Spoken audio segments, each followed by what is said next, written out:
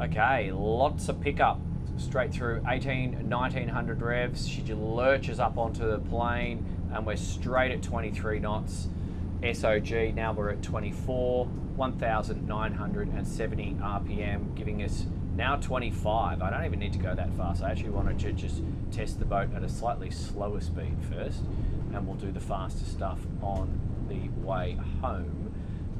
Super comfortable. I've just got the Humphreys in auto. This central helm position, you feel quite commanding in this space because I've got obviously equal amount of vision on either side, but it's I can see everything that's going on. As you can see, this guy, he's sizable.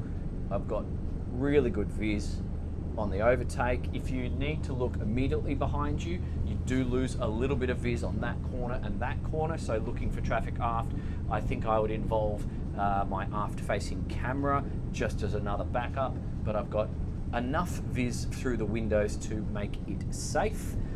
Noise levels, for a couple of V8 mans, this thing is so well insulated. It's really, really good. You can, in terms of the hull insulation, thickness, engine noise, and even the drivetrain, like there's minimal vibrations and really low noise. As you can potentially notice, I'm not raising my voice one bit. I do not feel the need to.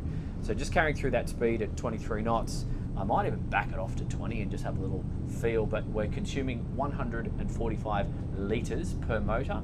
And let's just come back to slightly slower, 22 knots just there.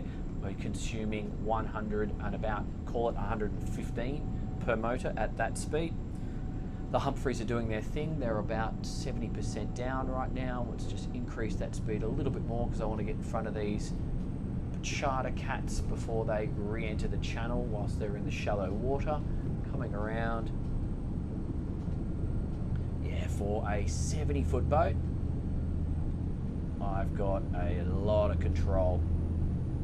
Okay, green line 40 entering the channel. I'm just going to have to keep an eye on him. Those things are not very good with waves, so I want to make sure I don't know. He's going to accelerate and go in front of me. All right, no, he's sped up, so it might not be a problem. 23 knots. I love this triple display here. You could really customize it as you see fit.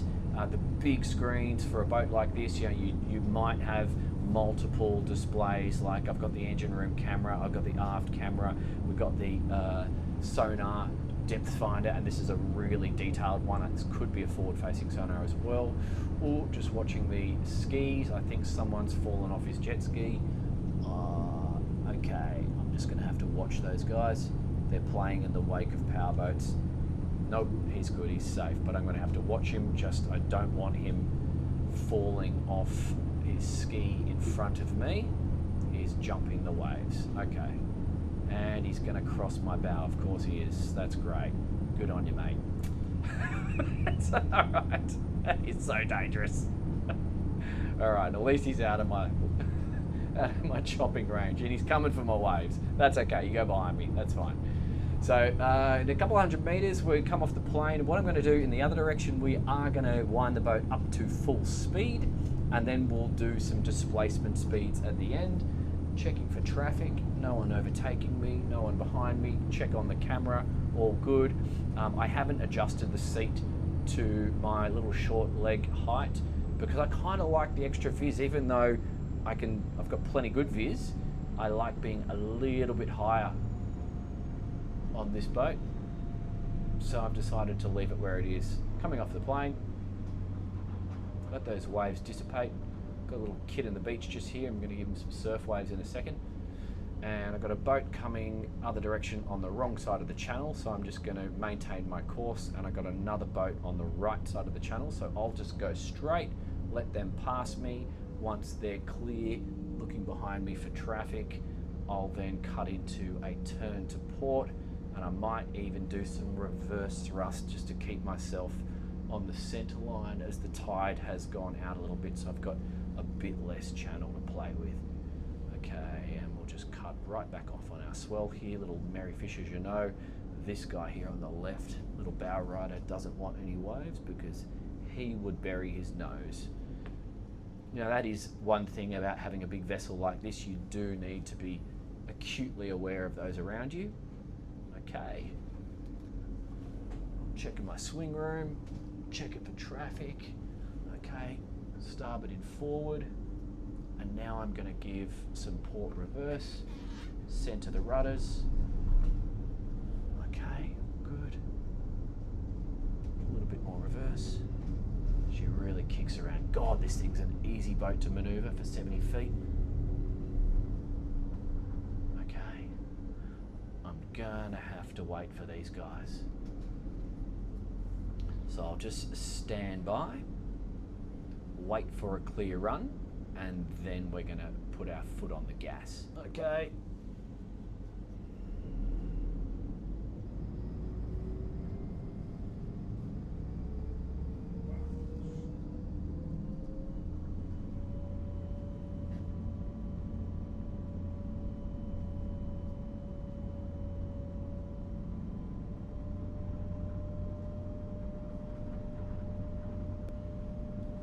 Come on, mate. Get on the gas. You've got a fast boat. Now use it.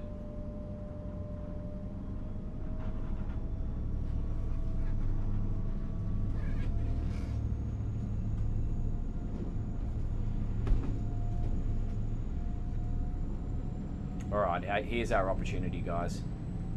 The boat up ahead is out of the way. Jet skis are gonna cross my bow. Are you kidding me, mate? You are absolutely crazy. Anyone who rides a Sea-Doo, if you're watching this, just pay attention, because I don't necessarily have the stopping room. If you want to cross my bow when I'm doing 20 to 25 knots, I can't necessarily stop this boat in enough room to not run you over. So just pay attention to that. Like, we're not trying to hurt anyone out here, so don't cross someone's bow that close. All right, here's my opportunity to really wind this boat up. 25 knots. I'm going to be cutting around 2,300 RPM, consuming 260 litres a side. I'm seeing 30 knots.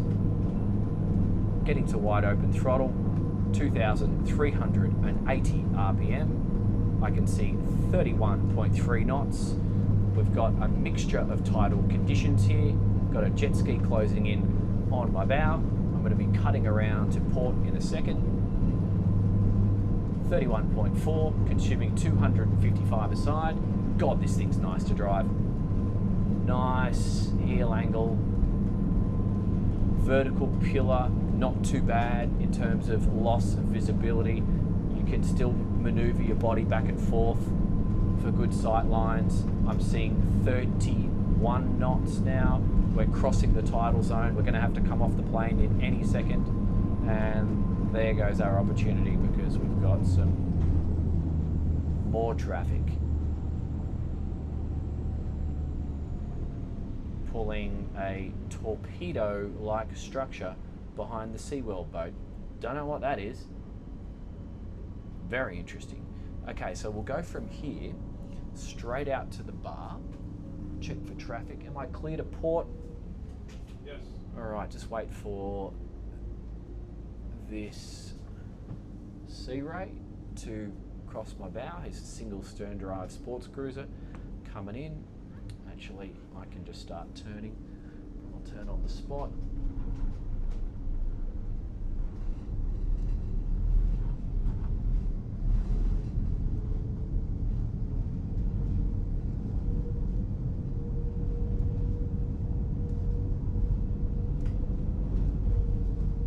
Okay, now let's just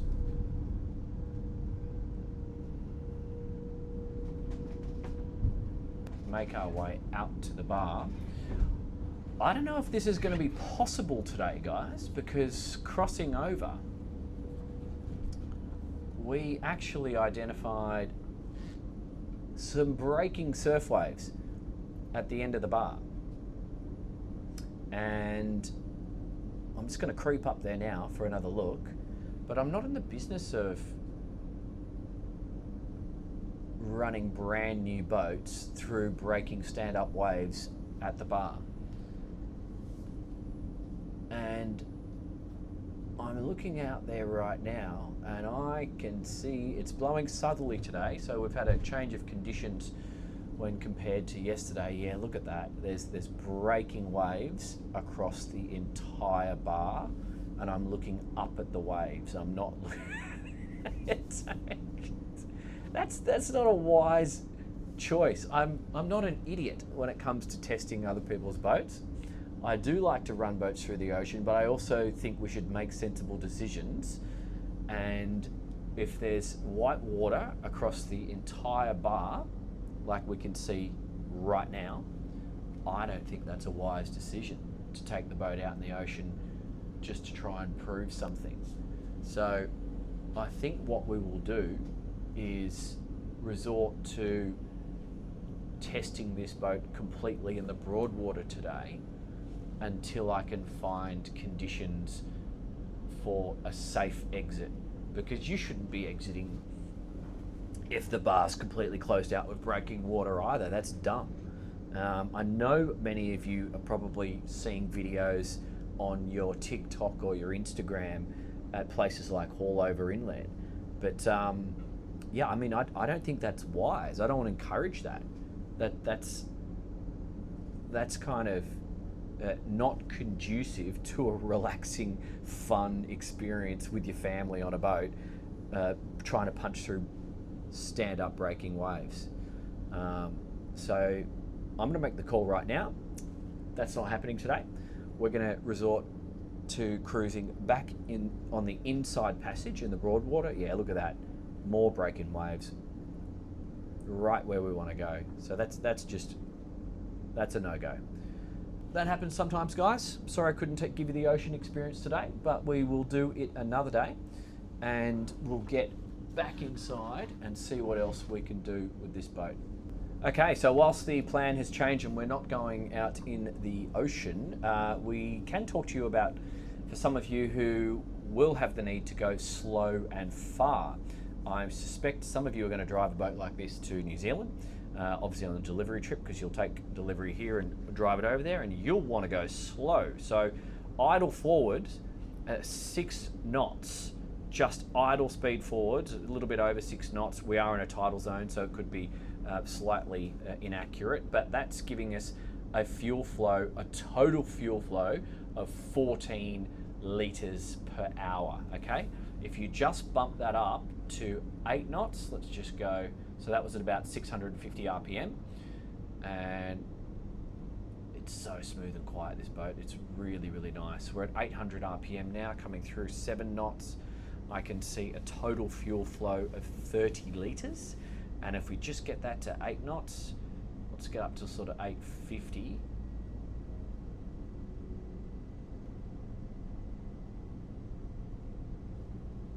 So 7.8 knots and climbing, and not really making offensive wash. You know, it's acceptable.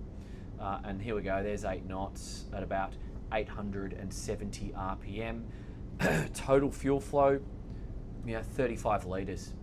Call it 40 litres per hour for 8 knots. Let's get up to 10. We're still definitely in displacement mode.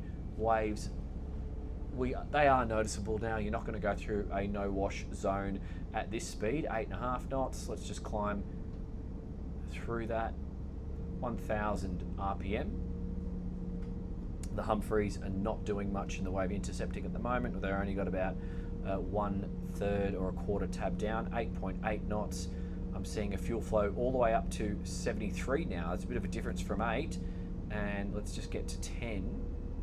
So it really looks like your long range. I can feel the stern starting to dig in a little bit from 9 knots and above. And at 9 knots, I'm at 100 litres consumption, 1,200 RPM, and let's just get to 10 knots. I can see those Humphreys starting to do some more work. A considerable bow raise at 10 knots. See if the Humphreys come into effect. I might even just override and drop them and see what that does. Okay. Yeah. 100. Okay, let's go back to auto. 150 litres an hour. So you really need to either drive it, you need to drive it on the plane, get up to your 18, 20 knots, or get it off the plane. This 10 knots is an inefficient speed, and she's much happier and more efficient at 8 or below for long range. That's always interesting. Very good. Okay, back to the marina and we'll give you a wrap up.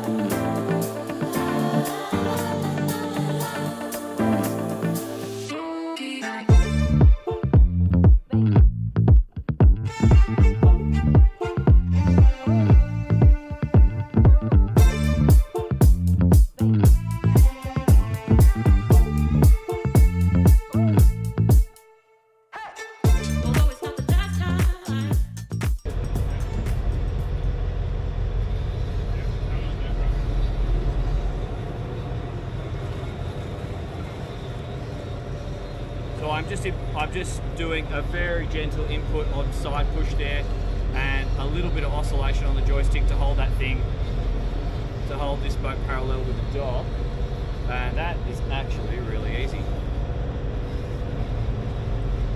So I'm just complete control, you've got that down. Yeah, I do. We're just moving the boat parallel away from the jetty. Yeah, and I'm doing like 1/20th of the power that I think I have available to myself at the moment. Just doing a very light push. This is arguably an easier joystick to get the hang of than a, I guess. Let's just right back. Okay.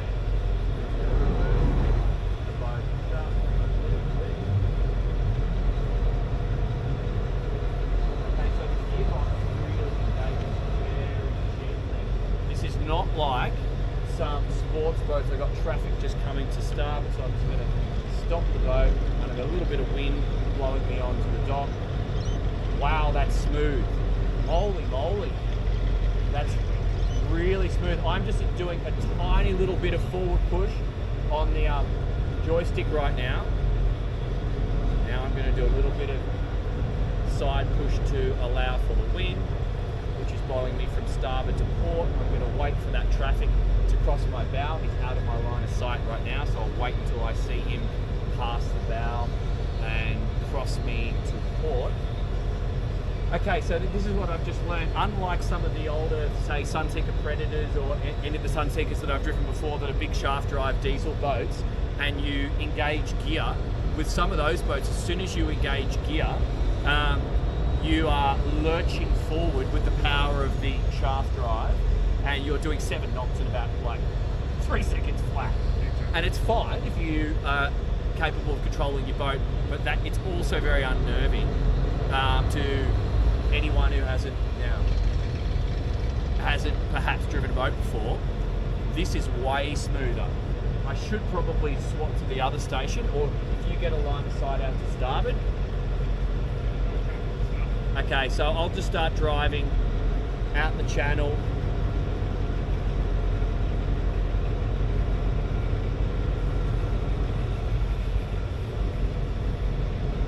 How much clearance do I have on those boats?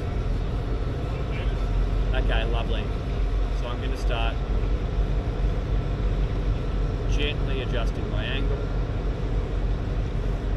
So Dean, where would you transition to the primary helm? I feel like I would do it probably about here.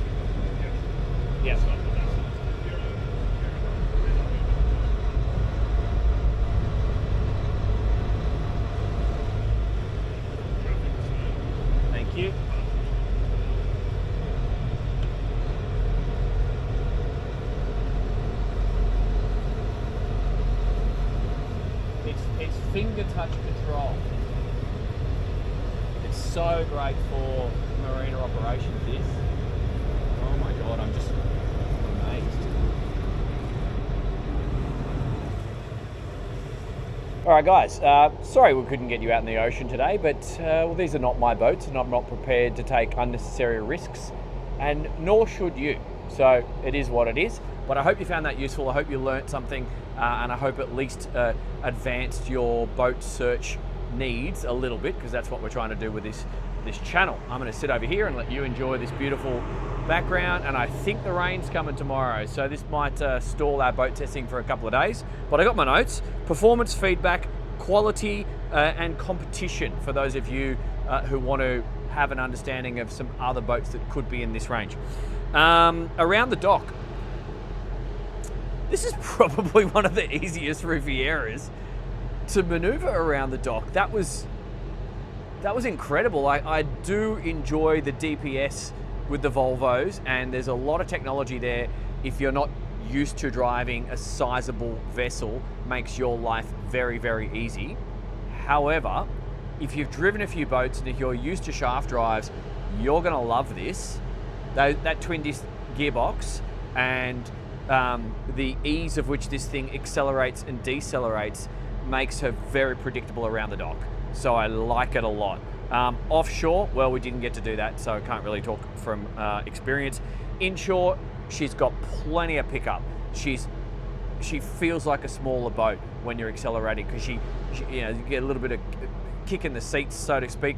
When you accelerate, the thing gets up on the plane. Remember, we're only running the V8s. You can go up to V12s should you choose. So, oh my God, that'd be a lot of fun. But she's got plenty of power, plenty of oomph, and plenty of maneuverability for a 70-foot freaking boat. Like, you can bank this thing into a turn and she will go, and it's fun. So that's great, and love that commanding helm position. Crew. Do you need crew? Depends who you are and where you live and operate in the world. If you're in Thailand, if you're in Europe, I would say yes. I know how people boat around those parts of the world, and also, in general, they don't do as much boating as people here in Australia or my mates in America. So I would say yes if you're in Thailand or Europe, and obviously just ask yourself or assess or have your experience assessed. In a hot tropical climate, this would be fantastic with a couple of deckies running around doing everything for you, taking the covers on and off and putting the cushions out and serving you a cup of coffee. In Australia and America, perhaps a different story. And yes, for you guys who have had 5 Rivieras or a mixture of boats before, and you want the biggest boat that you can operate by yourself, you don't need crew. This thing is really simple to operate, and it's quite a pleasure to drive. So yeah, consider who you are. Noise levels and comfort. Incredible. Super quiet, heaps of space, lots of grab holds around the boat, and insulation from the hull, the interior fit out and the furniture, and also just the general engine noise that doesn't make its way into the cabin. This is a comfortable boat. You could sit at 20 knots, 27 knots, or at 8 knots and do offshore long range cruising and be really comfortable. It's not going to interfere with your comfort factor whatsoever. This boat's been fitted with a Seakeeper gyro, but you can do active fins as well. So pick your, pick what you need, pick what suits your boat life and go with it. But low center of gravity is noticeable because we don't have too much weight aloft. Quality, it's a Riviera. You can't fault them. Industry standard. No issues there. Competition. This boat's 69.8 feet, even though they call it a 645. So there's a couple other boats. It's all a little bit confusing how everyone names their boats these days because it's not exactly the length. There's a Sabre 58. I have driven that boat. It's on my channel. Lovely piece of kit made up in northeastern USA. 65 feet long, so it's kind of a little bit smaller than this. You could consider that competition. Different styling. The Grand Banks EB60 looks like it could be in a similar sort of category to this. That's 68 feet. And the Palm Beach 65. Once again, Down East styling. All of these boats have got that Down East classic styling. But they appear to be in that same category, if you like, and quality. Maybe the Whitehaven 6500 Maritimo X S60 as well. I need to spend some more time on those ones to see whether that's a fair comment. What's the takeaway from this one? Whilst the others are a little bit more down east, perhaps a little bit more maintenance heavy because they're often going for coloured hulls, etc., etc. This design feels a little bit more practical, feels a little bit more no nonsense. So maybe lending itself a bit more towards that active owner who wants to get out there and do a lot of boating.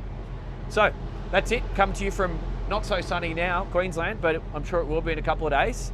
Hope that was useful. Go and check out the competing boats that come up on the screen right now. Do your own research. Use these videos to help you before you get to the boat show or the dealer or however you plan to use this content. And do like and share and subscribe because that's how the factories basically pay attention to us and give me access to more boats for you. Love you lots. Thanks again, guys. See you next time.